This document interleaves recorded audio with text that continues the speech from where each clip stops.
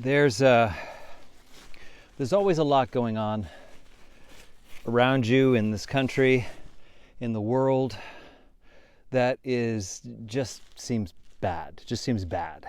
And it's outrageous, and it is human nature to respond with outrage, I think.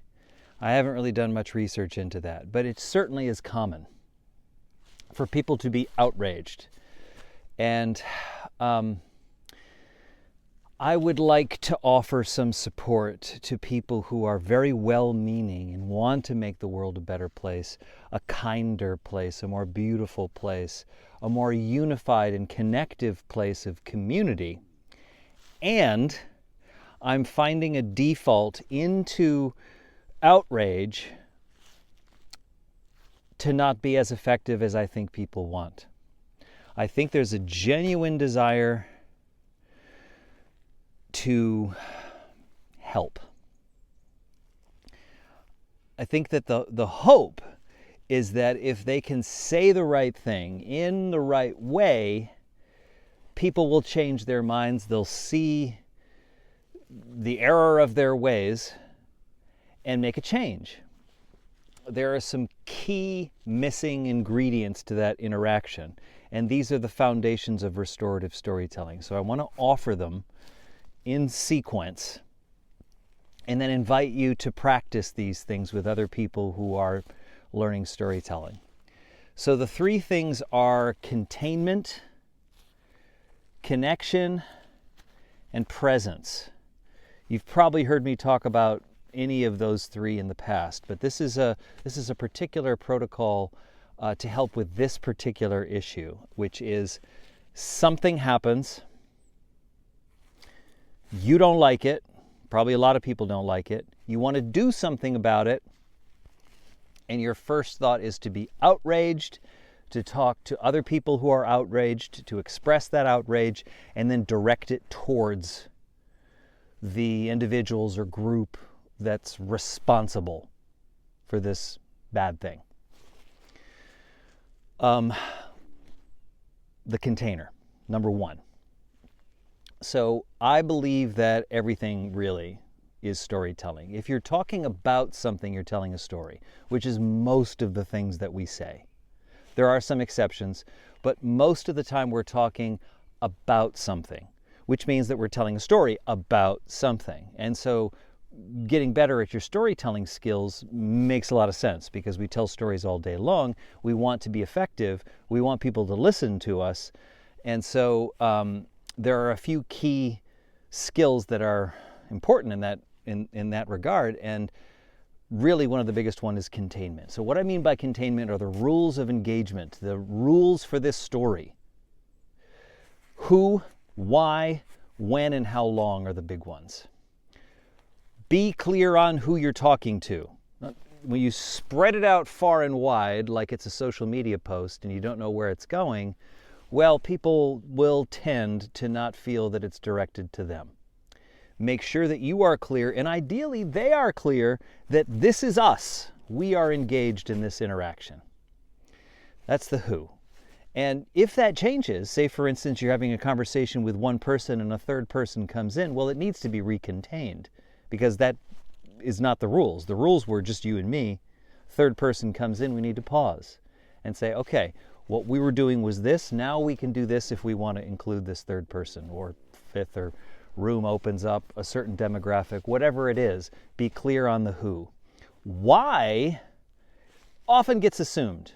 Of course I know why, but do you? Have you really interrogated the reason why you're opening your mouth and speaking?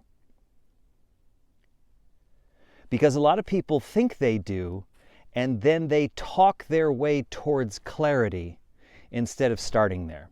If you start there, then you'll find fewer words are needed, more time to check in with one of the other tools, which is presence, and you can really experience the connection when you're reading the room. If you're busy talking and finding your way to your point and clarifying and re-clarifying, etc., then a lot of time is spent and people probably have stopped listening to you. So be clear on why. Be brutally honest with yourself on why. If it's to serve you, great, that's clear. But Be clear, at least with yourself. And then the last two are about time, which is, when is this happening? Because if you start too early or too late to what's expected from the listener, they won't know that it started, or they'll miss it. It's a simple protocol of just, I'm going to tell you something now or in a half an hour, and then follow through with it. Don't say in a half an hour and then start in 10 minutes, because that wasn't the arrangement. Everybody needs to be in that container together at the same time. Be clear about that, and then how long. Oh my word, we have lost so many people by talking too much. You've done it.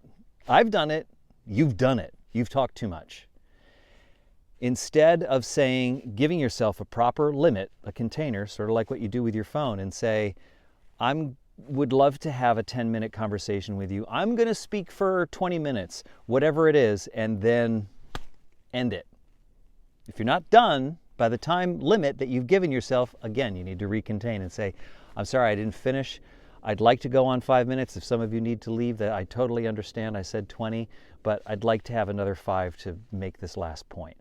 People will be willing to listen to those last few minutes if you've asked permission, if you've renegotiated the rules.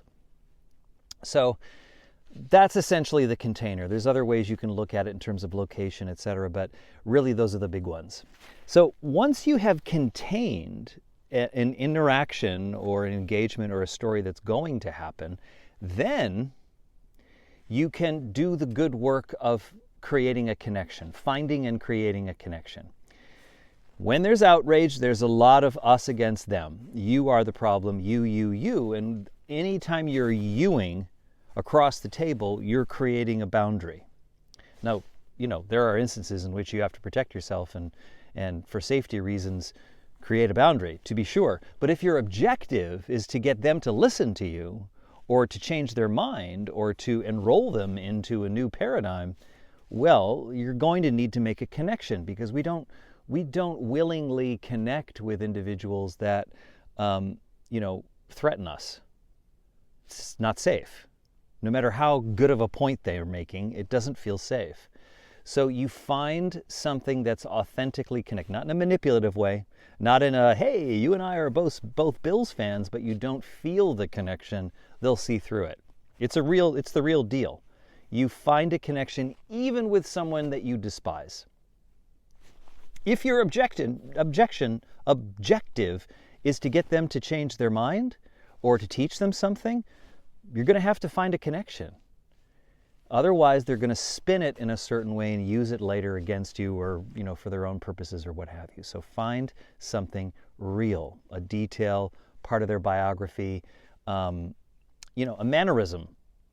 Some mention that they've made a family, some situation in their life, an affinity. I mentioned the Bills, and lean into that, develop that authentically, feel the love that you both have for peach pie or whatever, and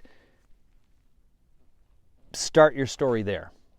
Start your interaction there. And then when you authentically feel that connection with another human being, you are developing empathy for them and a genuine curiosity, and you want to understand them better, then you can move into the storytelling process. And the ground floor for storytelling is always presence. Before you say a word, before you speak with your hands or make a gesture or what have you, your presence is the first thing communicated. And I have found, you may find otherwise, but I have found that if I adjust my presence to something that appears to me to be more in concert with my listener, they will trust me. Boy, oh boy, when they find out that I am a storyteller and I am vibing in the same way that they are vibing, people confess to me. They trust me so much. They've just met me. They tell me things that they shouldn't be telling me. That's the level of trust that you can create when you are authentically connected with them, in alignment with their presence. At least you're witnessing it and seeing it and adjusting yours so that there is some kind of toehold between you. then they feel a measure of trust, and once they feel a measure of trust, they will listen to you. You will be listened to, and you can then slip in that pearl of wisdom, that moment of your life story that you want them to have, this other side of the situation that you're so desperate for them to learn. You have laid out the groundwork so that they will actually be willing to take that in and consider it. Now, they may not transform immediately. Some do. I have seen this happen. I've seen the most angry, hostile individuals suddenly change their mind when they have been met with this, because they've formed an alliance. All of this is because we don't want to be alone. We don't want to feel apart from.